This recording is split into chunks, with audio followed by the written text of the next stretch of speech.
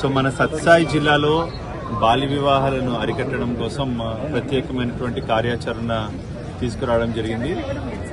ఇందులో మేము సైతం అనే ఒక కార్యక్రమం ద్వారా ఈ బాల్య వివాహాలు అరికట్టడంలో మనం కృషి చేస్తున్నాం. దీంట్లో ఫస్ట్ ముందుగా తల్లిదండ్రులకి అవగాహన కల్పించడానికి అని చెప్పి ఎక్కడైనా 15 నుంచి 18 ఏళ్ళ లోపల ఉన్నటువంటి ఆడపిల్లలు ఉన్నటువంటి తల్లిదండ్రులందరి చేత కూడా మనం ఒక అఫిడవిట్ తీసుకుంటున్నాం.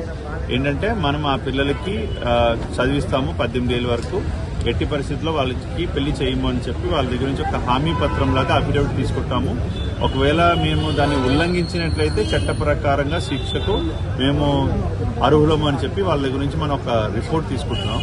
అదొక డ్రైవ్. రెండోది, మన జిల్లాలో ఒక 150 దాకా కాల్ సెంటర్కి వచ్చినటువంటి, జిల్లాలో అత్యధికంగా ఎక్కువ కాల్ సెంటర్కి మనకి కంప్లైంట్లు వచ్చినాయి.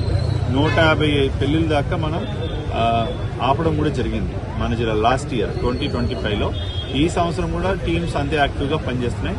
అదేవిధంగా గైడ్స్ స్వచ్ఛంద సంస్థ వాళ్ళు కూడా ఈ బాల్య వివాహాన్ని అరికట్టడానికి, ప్రజల చైతన్యం తీసుకురావడానికి ఒక చిన్న మొబైల్ వ్యాన్ ద్వారా కూడా అవగాహన కల్పిస్తున్నారు.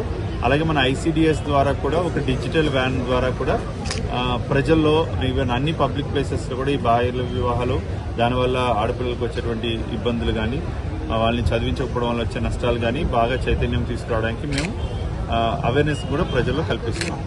ఇది చైల్డ్ మ్యారేజ్ మీద తీసుకున్నటువంటి యాక్షన్.